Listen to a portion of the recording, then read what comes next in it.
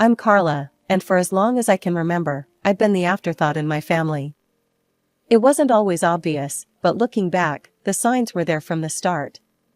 My younger sister Sarah burst into the world like a supernova, all golden curls and dimpled smiles. From day one, she had our parents wrapped around her little finger. Me? I was the quiet one, more interested in my chemistry set than in making friends. I still remember my 10th birthday. I'd been hoping for a new microscope, dropping hints for weeks. Instead, I got a frilly dress that made me look like a cupcake. But Mom, I hate dresses, I protested. Nonsense, you'll look just like Sarah, she beamed, completely missing the point. As we grew older, the divide only widened. Sarah breezed through school on charm and good looks, while I buried myself in books and science experiments. Did you hear? Sarah's been nominated for prom queen. Mom gushed over dinner one night. That's great, I mumbled, trying to muster some enthusiasm. I won first place in the science fair today. Oh, that's nice, dear, Dad said absently, already turning back to Sarah. So, Princess, have you picked out your dress yet? And so it went, year after year. My achievements, no matter how significant, were always overshadowed by Sarah's latest triumph, no matter how trivial.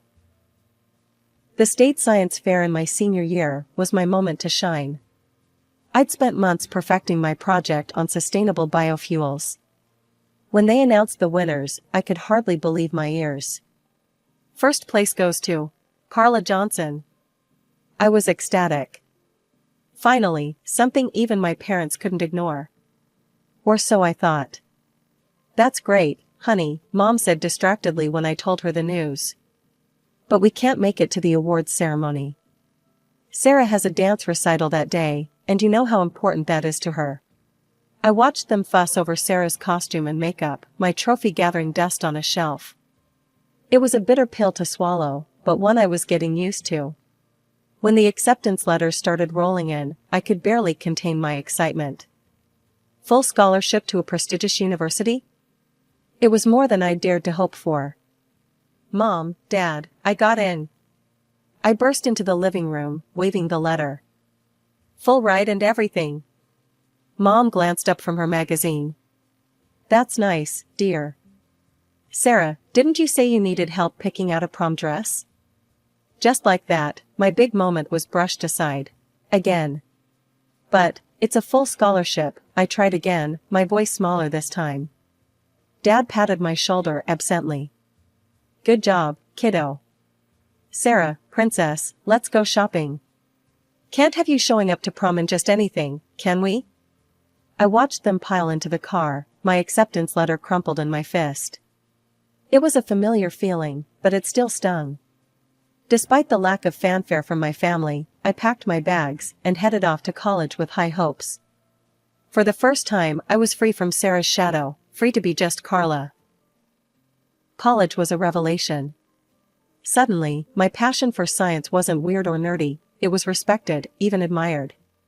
I threw myself into my studies with renewed vigor, determined to make the most of this opportunity. Meanwhile, Sarah followed the path our parents had always dreamed of. She enrolled in the local community college, more interested in parties than classes. College is so hard, she whined during one of our rare phone calls. I don't know how you do it, Carla. I bit back the urge to point out that maybe if she spent less time partying and more time studying, she might find it easier. Instead, I just mumbled some vague encouragement and changed the subject. It was during my sophomore year that Sarah dropped her bombshell. I'm engaged, she squealed over the phone. Mike proposed last night. Isn't it romantic? Mike. Her high school sweetheart. The guy who'd once asked me if science was like, really hard and stuff. That's great, Sarah, I managed, trying to inject some enthusiasm into my voice. Have you set a date? We're thinking right after graduation, she gushed. Oh, Carla, it's going to be perfect. You'll be my maid of honor, won't you? The wedding was exactly as you'd expect. Sarah was radiant, Mike looked uncomfortable in his tux, and I stood there in my frilly pink nightmare, pasting on a smile for the photos. Isn't this perfect? Mom whispered to me during the reception. This is what every mother dreams of for her daughter. I wanted to ask if she'd ever dreamed anything for me, but I held my tongue. It was Sarah's day, after all. As I threw myself into my studies and later my career, Sarah's life seemed to follow a script straight out of our parents' dreams. Within a year of her wedding, she announced her first pregnancy. "I'm going to be a grandmother." Mom squealed over the phone. "Oh, Carla, isn't it wonderful?" I murmured my congratulations, trying to ignore the implicit question in her voice. "When are you going to settle down, Carla? When will you give us grandchildren?" Emma arrived 9 months later, a bundle of pink blankets and loud cries. I flew home for the weekend, dutifully cooing over my new niece and enduring the not-so-subtle hints from my parents. "You know, Carla," Dad said, bouncing Emma on his knee, "you're not getting any younger. Don't you want this for yourself?" I gritted my teeth. "I'm focused on my career right now, Dad." Mom clucked her tongue. "Career is all well and good, dear, but family is what really matters." I bit back a retort about how they'd never seemed to care much about my career before. Instead, I plastered on a smile and changed the subject. 2 years later, Liam joined the family. Once again, I played the role of the doting aunt, all while fielding questions about my own lack of family. Meanwhile, I was making strides in my career as a biotechnologist. Long hours and hard work paid off, and by 30, I was a senior researcher. My parents' response to this news? A distracted "that's nice, dear," as they cooed over new pictures of Emma and Liam. It was around this time that I decided to buy a house. I'd saved carefully, living frugally while my colleagues splurged on expensive cars and vacations. When I finally found the perfect place, a beautiful 4-bedroom house in a great neighborhood, I was over the moon. "Mom, Dad, I bought a house," I announced during our next phone call. There was a pause on the other end of the line. "A house?" Mom repeated. "All by yourself?" "Yes, all by myself," I said, my excitement deflating a little. "It's a great investment, and—" "But it's such a big house for one person," Mom interrupted. "What will you do with all that space?" I sighed. "I'll enjoy it, Mom. It's mine." "Well," she said, her tone making it clear she didn't approve, "I suppose if that's what you want." "Oh, did I tell you? Emma lost her first tooth yesterday." And just like that, we were back to talking about Sarah and her kids. The months following my house purchase were a whirlwind of work and settling into my new home. I threw myself into decorating, turning each room into a reflection of my personality. It was during this time that I started to feel a shift in my family dynamics. The usual calls from my parents became less frequent, and when they did call, there was an odd tension in their voices. One evening, I received a call from my mother. "Carla, dear," she said, her voice sickly sweet, "we're having a family dinner next week. You'll be there, won't you? We need to talk." I agreed, my suspicions raised. In my family, "we need to talk" usually meant trouble was brewing. The night of the dinner arrived, and I pulled up to my parents' house with a sense of foreboding. Sarah's car was already in the driveway, and I could hear the excited shrieks of Emma and Liam from inside. Dinner was a tense affair. My parents kept exchanging glances, and Sarah seemed unusually quiet. Mike, Sarah's husband, kept clearing his throat as if he wanted to say something, but thought better of it. Finally, as we were finishing dessert, my father cleared his throat. "Carla, we need to talk about something important." Here it comes, I thought. "What's up, Dad?" He glanced at my mother, who nodded encouragingly. "Well, you see, sweetie, we've been thinking. That big house of yours, it's really too much for just one person." I felt my hackles rise. "Dad, we've been over this. I like my house. It's mine." "Yes, but—" He trailed off, looking uncomfortable. My mother jumped in. "What your father is trying to say is that Sarah and her family need more space. The kids are growing, and their apartment is getting cramped." I looked at Sarah, who was suddenly very interested in her plate. "Okay, and?" And we think, my mother continued, her voice sickly sweet, that since you're single and have no children, you should give your house to Sarah and her family.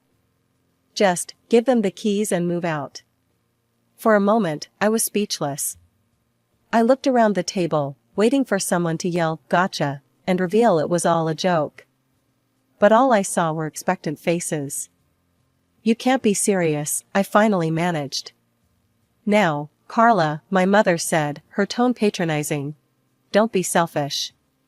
Sarah needs her own space more than you do." "Selfish?" I repeated, my voice rising. "How is it selfish to want to keep the house I worked hard for and paid for myself?" "It's your sisterly duty to help in times of need," my father chimed in. I turned to Sarah, who was still avoiding my gaze. "And what do you have to say about this?" She shrugged, finally meeting my eyes. "Well, it would be nice to have more space for the kids." I couldn't believe what I was hearing. My own family, asking me to give up my home, acting like I was the unreasonable one for refusing. "No," I said firmly, standing up. "Absolutely not. I'm not giving up my house." As I grabbed my coat and headed for the door, I heard my father call out, "Think about it, Carla. Family should come first." The days following that disastrous family dinner were a blur of disbelief and anger. I kept replaying the conversation in my head, unable to believe my family's audacity. How could they even think to ask such a thing? My phone buzzed constantly with messages and calls from my parents and Sarah, but I ignored them all. On the third day, as I was trying to focus on work, my phone lit up with a call from a number I didn't recognize. Figuring it wasn't family, I answered. "Hello, is this Carla?" A woman's voice came through, sounding disapproving. "Yes, who's this?" "This is your Aunt Mildred." "I can't believe what I'm hearing about you, young lady. Your poor sister needs a home for her children, and you're living all alone in that big house. Shame on you." I felt my blood pressure rising. "Aunt Mildred, that's not—" "In my day," she continued, not letting me get a word in, "family helped family. We didn't hoard our resources like misers." "I'm not hoarding anything," I snapped. "It's my house. I bought it with my own money." "Well," she huffed, "if you're not going to use all that space, you should at least consider donating your eggs. It's not like you're using them anyway." I was so shocked I nearly dropped the phone. "Excuse me?" "You heard me," she said primly. "You're not getting any younger, you know. Tick-tock." I hung up without another word, my hands shaking with anger. How dare she? How dare any of them? But it didn't stop there. Over the next few days, I was bombarded with calls and messages from relatives I hadn't spoken to in years. Each one had an opinion on what I should do with my house and my life. My great-aunt Edna left a voicemail. "Carla dear, it's your great-aunt Edna. I just wanted to say, it's not too late to find a nice man and settle down. Then you'd need that big house." It was relentless. Every ping of my phone brought a new judgment, a new guilt trip. I felt like I was going crazy. I started to dread checking my phone, wincing every time it buzzed. I threw myself into work, staying late at the lab just to avoid going home to more messages. It was during one of these late nights at work that I got sick. Nothing serious, just a bad cold, but enough that my boss insisted I take a few days off to recover. So there I was, curled up on my couch with a box of tissues, feeling miserable both physically and emotionally. My phone had been mercifully quiet for a few hours, and I was just starting to relax when I heard it. A noise at my front door. Like someone was fumbling with the lock. My heart started racing. Was someone trying to break in? I got up as quietly as I could, creeping towards the door. Through the window, I could see figures on my porch. Familiar figures. I yanked the door open, startling the people on the other side. "What the hell are you doing?" There, caught red-handed, were my parents and Sarah. They looked like deer caught in headlights, frozen in the act of trying to break into my home. My mother was the first to recover. "Carla, dear, we were just worried about you." You haven't been answering your phone. So you decided to break into my house? I couldn't keep the incredulity out of my voice. My father at least had the decency to look embarrassed.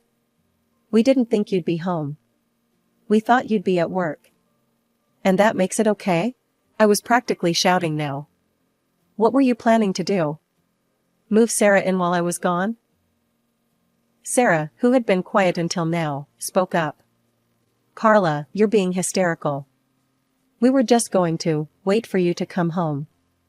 I noticed for the first time that there was a car parked behind them, loaded with boxes and furniture. My blood ran cold as I realized the full extent of their plan. You were going to move in, I said, my voice flat. You were actually going to move into my house without my permission. Now, Carla, my mother started, her voice taking on that patronizing tone I knew so well. We've discussed this. Sarah needs the space more than you do. We thought if we just took the initiative. You thought wrong, I cut her off. This is my house, mine. I bought it with my own money, money I earned through hard work. You have no right to it. Just then, I noticed movement out of the corner of my eye. My neighbors, the Johnsons, were peering out their window, clearly concerned by the commotion. Mr. Johnson caught my eye and held up his phone, mouthing, "Police?" I nodded, grateful for their concern. Turning back to my family, I said, "I've called the police. You need to leave. Now." "You wouldn't," my father scoffed. "Your own family?" As if on cue, the sound of sirens filled the air. My family's faces paled. The police car pulled up, and 2 officers got out. "Is there a problem here?" one of them asked, eyeing the scene warily. I took a deep breath. "Yes, officer. These people were attempting to break into my home." "Carla," my mother gasped. "How could you?" The officers looked at my family. "Is this true?" My father started to stammer out an explanation, but the officer held up a hand. "Sir, attempting to enter a property without the owner's permission is a serious offense. I'm going to have to ask you all to leave immediately." As the officers escorted my family off my property, I stood in the doorway, shaking. I couldn't believe it had come to this. "You'll regret this, Carla," Sarah called over her shoulder as they were leaving. "You'll end up old and alone." I slammed the door shut, sliding down to sit on the floor, my back against it. Tears started to flow freely now, a mix of anger, hurt, and relief. My phone had fallen silent. No more calls from distant relatives, no more guilt-tripping messages. It was as if I'd been excommunicated from the family. Part of me was relieved, but another part ached for the connection, dysfunctional as it had been. It was in this tumultuous state that I received an unexpected message. It was from my Aunt Maggie, my mother's sister. We hadn't spoken in years, not since she'd had a falling out with my mom over some old family drama. "I'll meet you tomorrow at Café Bleu at 1400 hours." Intrigued and desperate for any ally, I agreed to meet her. The next day, I found myself sitting across from Aunt Maggie in a cozy corner of Café Bleu. She looked older than I remembered, but her eyes were sharp and kind. "Carla," she began, reaching across the table to squeeze my hand. "I'm so sorry for what you've been through. Your mother called me, trying to get me on her side. But there's more to this story than you know. That's why I asked you to meet me." My curiosity piqued, I leaned forward. "What do you mean?" Aunt Maggie took a deep breath. "Your parents and Sarah, they're in serious financial trouble. Sarah and Mike have been living beyond their means for years. Luxury cars, designer clothes, lavish vacations, all on credit." I shook my head in disbelief. "But why? How?" "It's worse than that," Aunt Maggie continued. "Mike has a gambling problem. A bad one. He's been secretly draining their accounts for years." The pieces started to fall into place. The desperate attempt to get my house, the constant pressure. "But what about Mom and Dad?" I asked. Aunt Maggie's face grew grim. "They lost a significant amount of money in a pyramid scheme a few years back. They'd been barely keeping their heads above water. They were planning to move in with Sarah and Mike as soon as they got your house. I sat back, stunned. How do you know all this? I work at the bank where they all have accounts, Aunt Maggie explained. I noticed some suspicious activity and started digging. When I confronted your mother about it, she cut me out of the family. My mind was reeling. All this time, while I'd been working hard and saving, my family had been digging themselves into a hole. And they'd tried to drag me down with them. Carla, Aunt Maggie said gently, I know this is a lot to take in. But I think it's time we did something about this situation. If you're willing, I have an idea. Armed with the information Aunt Maggie had shared, we decided to dig deeper. We hired a private investigator, a no-nonsense woman named Diana, who came highly recommended. For weeks, we waited anxiously as Diana worked her magic. Finally, she called us in for a meeting. What she revealed left us speechless. Mike, Sarah's husband, had been leading a double life. He was involved in an affair with none other than my cousin Jenny, Uncle Bob's daughter.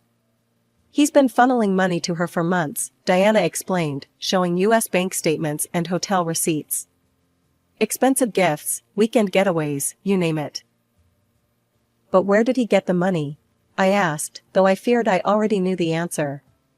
Diana's face grew grim. From his gambling wins, and from your parents. Aunt Maggie and I exchanged shocked glances. The betrayal ran deeper than we'd imagined. We decided to host a family gathering at my house.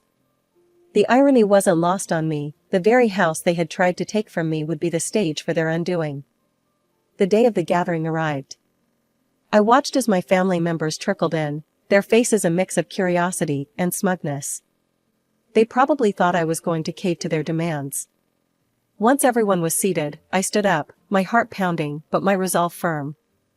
I've called you all here today because there are some things you need to know, I began. I laid out everything, the financial troubles, the gambling, the affair. With each revelation, I watched the color drain from their faces. Sarah jumped up, tears streaming down her face.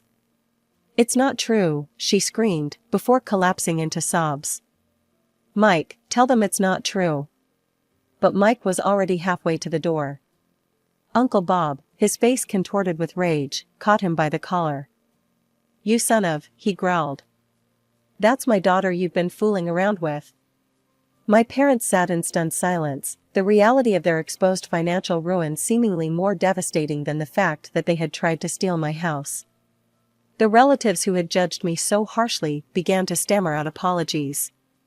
We had no idea, Aunt Mildred muttered. Carla, we're so sorry. As the chaos unfolded around me, I felt a strange sense of calm. The truth was out. The lies and manipulations were exposed. In the weeks that followed, our family was turned upside down. Sarah, unable to forgive Mike's infidelity, filed for divorce. With nowhere else to go, she and the kids moved back in with our parents. But their reprieve was short-lived. The bank foreclosed on their house. They were forced to downsize to a small, rented apartment, all 5 of them crammed into a space smaller than my living room. As for me, I watched it all unfold from a distance. After much soul-searching and several tearful nights, I made the difficult decision to sever all ties with my immediate family. You're doing the right thing, Carla, Aunt Maggie assured me one afternoon over coffee. It's not easy, but it's necessary for your mental health and well-being. Aunt Maggie had become my rock, the family I chose when my blood relatives had let me down. Our weekly coffee dates became a cornerstone of my new life. As the weeks turned into months, I found myself settling into a new routine. Without the constant drama and demands of my family, I had time to focus on myself. But with that came a startling realization: I was lonely. You know, Aunt Maggie said one day, there's a world out there beyond work and home. Why don't you try something new? With her encouragement, I decided to join a local rock climbing group. It was far outside my comfort zone, but as I strapped on the harness for the first time, I felt a thrill of excitement I hadn't experienced in years. That's where I met Alex. He was belaying another climber, his strong hands confidently handling the rope. When he turned and flashed me a warm smile, I felt my heart skip a beat. First time? He asked, noticing my nervous fidgeting with the equipment. Is it that obvious? I laughed. We struck up a conversation, and I was immediately drawn to his kind eyes and easygoing nature. As we talked, I learned he was a wildlife photographer, with a passion for capturing the beauty of nature. For the first time in years, I felt a spark of excitement about the possibility of a relationship. Alex was kind, adventurous, and understood the complexities of family dynamics in a way few others could. We began dating, our shared love for nature and understanding of complex family dynamics bringing us closer. Before I knew it, we were discussing marriage, a concept that once seemed foreign and unattainable to me. Through it all, Aunt Maggie remained my steadfast support. She became the mother figure I had always yearned for, but never had. "Carla," she said to me one day, her eyes misty. "I want you to know something. I've changed my will. I'm leaving everything to you." As I hugged her, tears streaming down my face, I marveled at how much my life had changed. The path hadn't been easy, but it had led me to where I was meant to be. With Aunt Maggie's love, Alex's support, and my newfound strength, I was ready to embrace whatever the future held.